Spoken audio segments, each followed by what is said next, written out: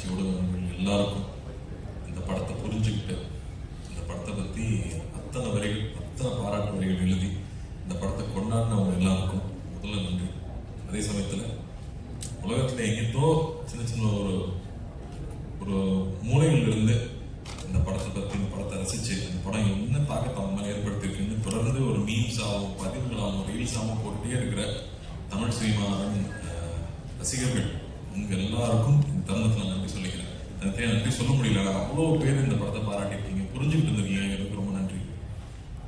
இந்த படம் ஒத்துக்கிறதுக்கு மிகப்பெரிய ரீசன் என்னன்னா, இதுக்கு முன்னாடி தமிழ் சினிமாவில் அருமையான படங்களை நமக்கு கொடுத்த முக்கியமான இயக்குநர்களும் நடிகர்களுக்கும் நன்றி சொல்லி ஆகும்.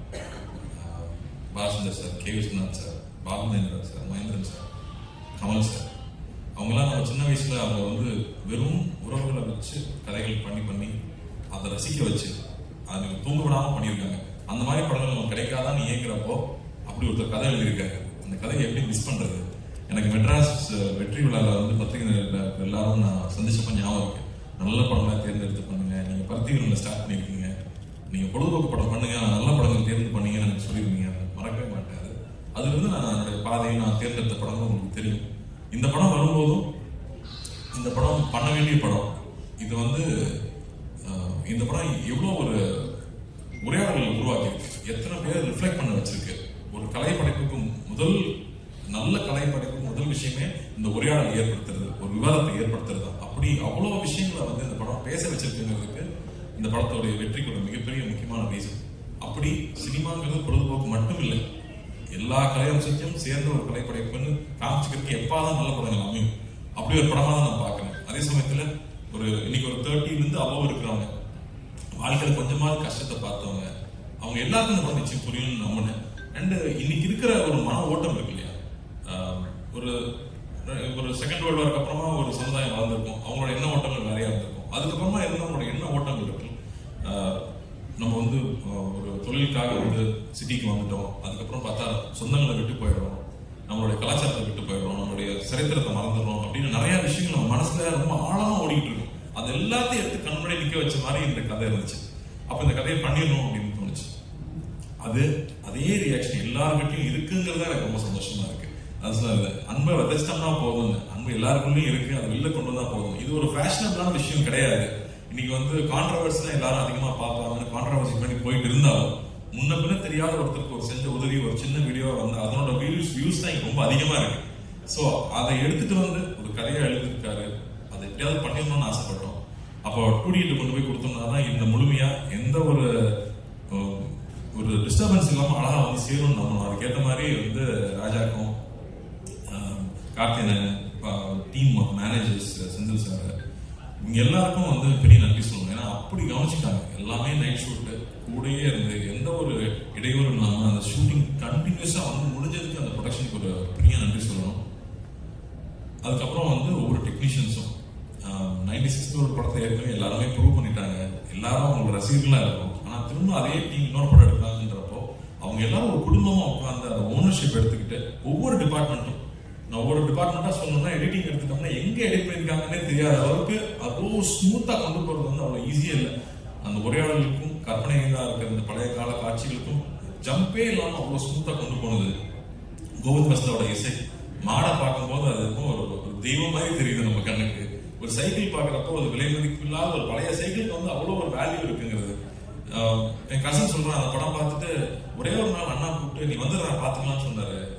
அதை நான் ரியலைஸ் பண்ணதே இல்லை. அந்த மோமெண்ட்டை எப்ப என் வாழ்க்கை மாறிச்சுன்னு ரியலைஸ் பண்ணவே இல்லை. ஆனா அந்த ஒரு ஃபோன் கால் என் வாழ்க்கையை மாறிச்சு.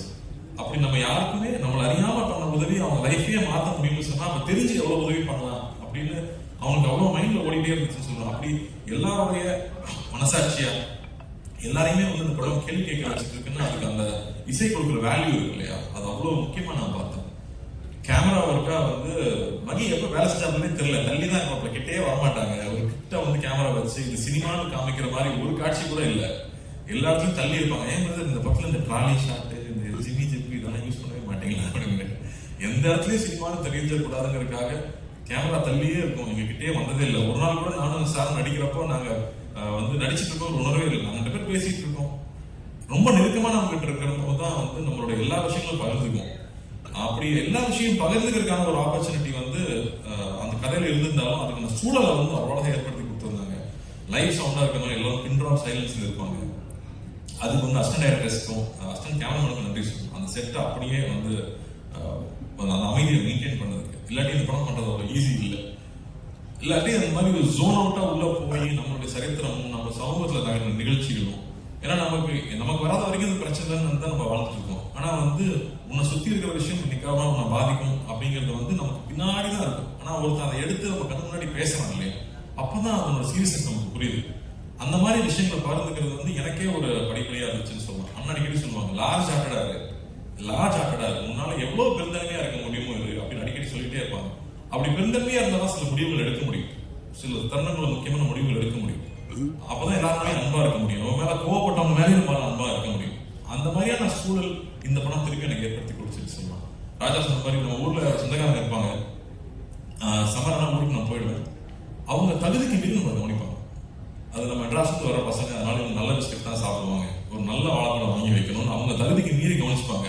ஆனா சாப்பிடாம கூட வரும், கையில தொட்டு கூட பார்க்க மாட்டோம். ஆனா நான் அவங்க சாப்பிடறான்னு பார்த்துட்டே இருப்பாங்க. எனக்கு அதெல்லாம் அப்ப நான் நினைச்சு பார்க்கவே இல்லை, இப்ப நான் நினைச்சு பார்க்கிறேன்.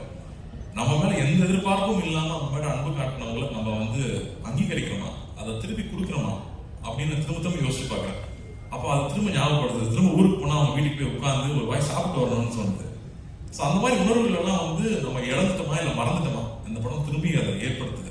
அப்படி வந்து ஒவ்வொருத்தருக்குள்ளேயும் இருக்க நிறைய நினைவுகளை வெளியில கொண்டு வருது. அவங்க வந்து எழுதி தள்ளுறாங்க, பேச்சா எழுதி தள்ளுறாங்க.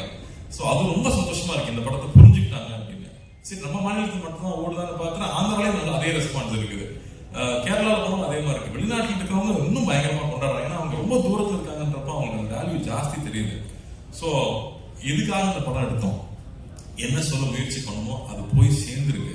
எல்லாரும் ராஜா சொன்ன மாதிரி இந்த படம் கொடுத்ததுக்கு நன்றின்னு சொல்றாங்க. அதோட வேற என்ன சந்தோஷம் வேணும்? அந்த சந்தோஷத்தை ஏற்படுத்தி கொடுத்தது நீங்க, அது கொடுத்த அங்கீகாரம் தான். நீங்க அந்த படத்தை பாராட்டணும், அந்த படம் நல்லா இருக்குன்னு சொல்லணும்னா அதை முழுமை அடையுது. ஸோ பத்திரிகை நண்பர்களுக்கும், நிறைய பேர் நண்பர்களும் சொல்லக்கூடாது, பெரியவங்க, நான் சின்ன வயசுல அங்கிளும் கூப்பிட்டவங்கலாம் இங்க இருக்காங்க, அவங்களுக்கும் எல்லா ரசிகர்களுக்கும் இந்த படத்தை புரிஞ்சுக்கிட்டு பாராட்டணும் எல்லாருக்கும் ரொம்ப நன்றி. அதே மாதிரி வந்து எங்க அத்தானை மிஸ் பண்ண முடியாது, அத்தானை கடைசியா வர்றேன்.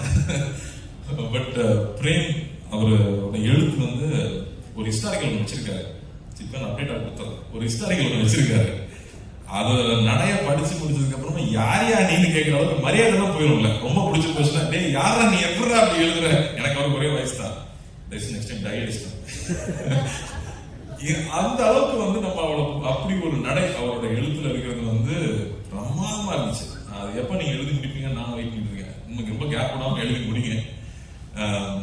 அதே மாதிரி சவுண்ட் டிபார்ட்மெண்ட், அந்த கோயில்ல இருந்து அந்த பையன் கிளம்பி வரும்போது அந்த யானை மேல டச் பண்ணது, அங்கேயே வந்து எல்லாரும் எமோஷனல் ஆயிட்டாங்க.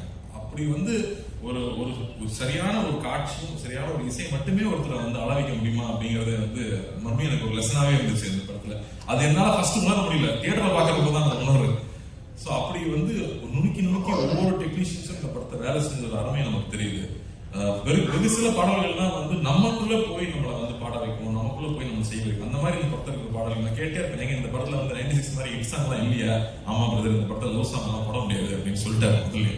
ஆனா இதுல இருக்கிற சிச்சுவேஷனுக்கு சாங்ஸ் இருக்கிறது இல்லையா, அது அவ்வளோ அழகு. வந்து இந்த போறேன் சாங்கும், யாருங்கிற சாங்கும், கமல் சாரோட வாய்ஸ் வரும்போது, கமல் சாருக்கு எத்தனை நன்றி சொன்னாலும் பார்த்தாரு. அவருக்கு வந்து இந்த படத்தை அண்ணாக்காக நிச்சயம் பாடி கொடுத்துருக்காரு. ஆனா அண்ணாக்காக வந்து அவர் பாடி அவர் முடிக்கும் போதும் பாடும்போதும் நாங்க இருந்த அந்த உணர்வு இருக்கு இல்லையா, அவ்வளவு பேருக்கு வந்து அது எல்லாரும் சொல்றாங்க. யாரோ வந்து என்ன ரொம்ப நெருங்கினவனை கட்டி பிடிச்சிக்கிட்ட மாதிரி இருக்கு இந்த படம் பார்த்ததுக்கு அப்புறமா. அதுல இலகிதான் நான் சிரிக்கிறேன் அழுகிறேன்னு சொன்னாங்க. அது கமல் சாரோட வாய்ஸ் ஒரு மிகப்பெரிய ஒரு காரணம், அவருக்கும் நன்றி சொல்லணும். அதுவும் எழுத்தாளர்கள் வந்து அந்த வரிகள் இருக்கு இல்லையா, மழை நீரில் நாங்க கரைக்கே போவதில்லை, மலையென்றும் மலைதானே அப்படின்னு வந்து கமல் சார் பாடும்போது, ஐயோ இதெல்லாம் சின்ன வயசுல இந்த மாதிரி நம்ம உணர்ந்துருக்கோம்ல அப்படின்னு அந்த மாதிரியான உணர்ச்சிகள். அது நம்ம வந்து நிறைய நாள் சினிமாலே எடுத்துருக்கோம், அந்த சினிமாவை வந்து ஜட்ஜ் பண்ணிக்கிட்டே இருக்கோம், அதை கரெக்ஷன் சொல்லிக்கிட்டே இருக்கோம். அப்படி இல்லாம அப்படியே நம்ம படத்தை நம்ம ரசிக்க முடியுதுன்னா ரொம்ப செல்ஃப் கிரிட்டிக்கல் நான், பட் அதை தாண்டி நம்மளால ரசிக்க முடியுது அப்படிங்கிறது ரொம்ப இதமா இருந்துச்சு. இந்த படம் ஒர்க் பண்ணும்போது, படம் பார்க்கும்போது. அத்தான் மேட்டருக்கு வந்தா வந்து என்ன சார் சொல்லுவாங்க சார், நீ ரொம்ப பேசுவ அப்படிங்கிற முதல்ல வழியில் சார் இந்த படத்துக்கெல்லாம் பேசிதான். ஏன்னா வந்து அந்த ஃபோன் கான்வர்சேஷன் பற்றி தான் நான் முக்கியமாக சொல்லணும்னு நினச்சேன். ஏன்னா அப்போ தான் நான் ஷூட்டிங் இல்லை, மற்ற நாள்லாம் கூடயே தான் இருந்திருக்கேன். அப்போ தான் நான் தொலை பண்ணுறேன் பக்கத்தில் இல்லாததுனால அந்த காட்சிகளை நான் ஸ்க்ரீனில் பார்க்கும்போது அப்படி இருந்துச்சு. இங்கே எல்லாரும் சொல்லிட்டு நான் ஒரு ட்ரூகலர் போட்டு நம்பரை கண்டுபிடிச்சிருவாங்க. நம்பர் கண்டுபிடிக்கிறது இந்த கதை கிடையாது, அது கிடையாது. என் மேலே இவ்வளோ அன்பாக இருக்கான், எனக்கு அவனை தெரியல, அதை நான் மறைச்சிருந்திருக்கேன். அப்போ நான் எவ்வளோ ஒரு தப்பானவன், நான் எவ்வளோ வந்து எனக்கு வந்து நான் ஒரு தப்பு செஞ்சுருக்கேன். அந்த தப்பை நான் அவங்ககிட்ட சொல்லி மன்னிப்பு கேட்கணும்னு நினைக்கிறது தான் இதில் இருக்கிற அந்த ஒரு பெரிய விஷயமா நான் பார்க்குறேன். டக்குன்னு நம்பர் தெரிஞ்சுட்டே அவன் தெரியல அப்படின்னு சொல்றது கிடையாது. நான் மன்னிச்சது, நான் தப்பு பண்ணிட்டேன், நான் மோசமானவன், எனக்கு உனக்கு தெரியல அப்படின்னு சொல்றது ஒரு உண்மை இருக்கு இல்லையா, அது அந்த கண்ணில் பார்த்தேன். அந்த ஒவ்வொரு வார்த்தை சொல்லும் போது பார்த்தேன். அது வந்து பிரமாதமா இருந்துச்சு. சார் கிட்ட நான் சொன்னேன், சார் சான்ஸே இல்லை சார், நான் அப்பப்பா அப்படின்ட்டாரு ஒரே செகண்ட்ல. ஆனா அது வந்து அந்த உண்மை இருக்குல்ல, அவ்வளோ ஒரு நேர்மையா இருந்ததான் அதை சொல்ல முடியும்னு எனக்கு தோணுச்சு. அப்படி அவர் சொன்ன விஷயம் இருக்கு இல்லையா, அது எவ்வளவு பேருக்கு புரிஞ்சதுன்னு தெரியல. அது வந்து ரொம்ப ஈஸி இல்லை. எனக்கு கண்டுபிடிச்ச நம்பர் யாராவது கேட்ட சொல்றது இல்லை, எனக்கு ஒன்று தெரியல, நான் அதுக்கு அசிங்கப்படுறேன் அப்படின்னு சொல்லிட்டு சொல்ற அந்த நேர்மை வந்து அவர் கண்ணில் அப்படியே இருந்துச்சு. அதுக்கப்புறமா பேச பேச டே தாங்க முடியல சொல்லி சொல்லலாங்கிறப்போ அந்த உரிமையும் இருந்துச்சு. அதான் சொல்லிட்டு இருந்தாங்க, போட்டி போட்டு நடிச்சிருக்காங்க ரெண்டு பேரும். போட்டியெல்லாம் போடல, அது வந்து அவ்வளோ சந்தோஷமா என்ஜாய் பண்ணி ரெண்டு பேரும் சேர்ந்து ஒவ்வொரு நாளும் பேசி பேசி ரசிச்சு ஒர்க் பண்ணோம். ஸோ வந்து சார்லாம் தேங்க்லாம் சொல்லிட முடியாது, அடிக்கடி போய் தொலை பண்ணிட்டு தான் இது பண்ண தொடர்ந்து. பட் ரொம்ப அருமையா இருந்துச்சு சார், நான் அவ்வளோ ரசிச்சு பார்த்தேன் அந்த காட்சிகளை. அதே மாதிரி இவன் யாருன்னு தெரியாம இருக்கும்போது ஒரு விஷயம் இருக்கும், அது புக்ல கூட அவர் அப்படி எழுதல, உங்களுக்கு அது கிடையாது. அருள்மொழியை வந்து நீங்க அப்படி எழுதல, அதை எங்க அத்தான் தான் அப்படி ஆக்கியிருக்காரு. அதை வந்து பல மடங்கு வேலை எடுத்துட்டு போனது வந்து எங்க அத்தான். அவ்வளோ பியூட்டிஃபுல்லா லேயர் லேயரா புரிஞ்சுக்கிட்டு இந்த கேரக்டர் எப்படி இருக்கும். அவர் வந்து ஒரு சர்ஃபேஸ் லெவல்ல அவன் வந்து ஒரு மரமா தான் எழுதியிருந்தார். எல்லா உணர்ச்சிகளும் அற்று போன ஒரு மரமா தான் அந்த கதாபாத்திரத்தை எழுதியிருந்தாரு. அப்படி இல்லாம உணர்ச்சி பூர்வமா வந்து அது ஃபர்ஸ்ட் எப்போ ஓப்பன் ஆச்சுன்னு எனக்கு ஞாபகம் இருக்கு. யார் ஃபர்ஸ்ட் குடிச்சிட்டு வரணும்னு பாப்போமா அப்படின்னு நான் ஃபர்ஸ்ட் ஆடி போயிட்டேன், இப்படி இல்லையே அப்படி எழுதலையே அப்படின்னு. அப்பதான் வந்து திரும்ப எனக்கு நாங்க ஊருக்கு போனா எப்படி இருக்குமோ, அப்ப வந்து எப்படி ஒருத்தர் இலகலாம் அப்படிங்கறத வந்து அவர் மைண்ட்ல வச்சுக்கிட்டு ஸ்டேஜ் பை ஸ்டேஜ் அவர் கொஞ்சம் கொஞ்சமா அது வந்து வெளியே வந்துருப்பாரு. இல்ல நான் சொல்லிதான் அப்படியே உடம்பே இருக்காங்க வேற என்ன சொல்றது. ஸோ பியூட்டிஃபுல்லா பண்ணியிருந்தீங்க sir, love you sir. And இந்த தருணத்துல எனக்கு இவ்வளவு நேரம் டைம் கொடுத்து பேச அனுமதிச்ச உங்களுக்கும் ரொம்ப ரொம்ப ரொம்ப நன்றி.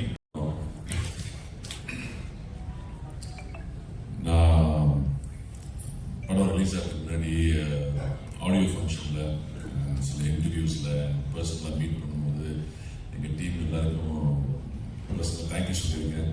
அண்ட் திருப்பி ரிப்பீட் பண்ணணும்னு பார்க்கலாம். Thank you everybody. It is a pleasure working with all of you and it is one of the most memorable films that I have ever worked.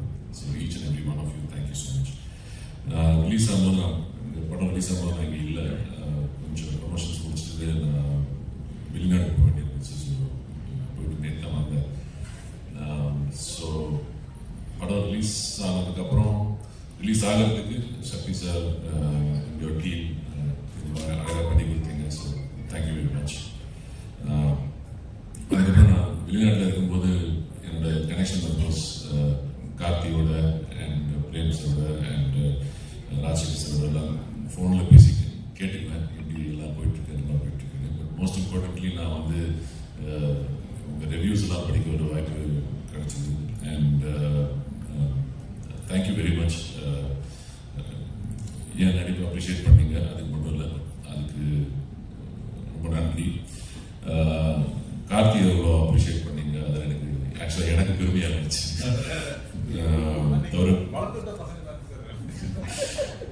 And கூட நடித்தவங்க எல்லாம் அவங்கள அப்ரிஷியேட் பண்ணீங்க, அது எனக்கு இன்னும் சந்தோஷம் இருந்துச்சு. அண்ட் எங்கள் team, technical team, director sir, DOP, எங்கள் டீம் அண்ட் ஃபில்மே நீங்கள் அப்ரிஷியேட் பண்ணும்போது that gives me the greatest happiness. நாங்கள் என்ன பண்ண, நானும் சரி கார்த்தியும் சரி, நாங்களாம் ஒரு எஃபர்ட் எடுத்து எங்களுக்கு தெரிஞ்சதை பண்ணுவோம்.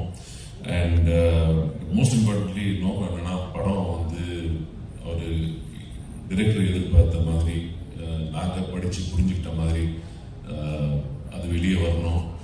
நாங்கள் ஏதாவது நடிக்கணும்னு எக்ஸ்ட்ரா பண்ணி அதை கெடுத்துடக்கூடாது. இந்த ஒரு நோக்கத்தை தான் நாங்கள் அப்ரோச் பண்ணோம் இந்த கேரக்டர்ஸ் எல்லாமே. அண்ட் நாங்கள் கார்த்தி சொல்கிறாரு, எனக்கு ஆனஸ்டாக சொல்லணும்னா எனக்கு நிறைய காம்ப்ளிமெண்ட்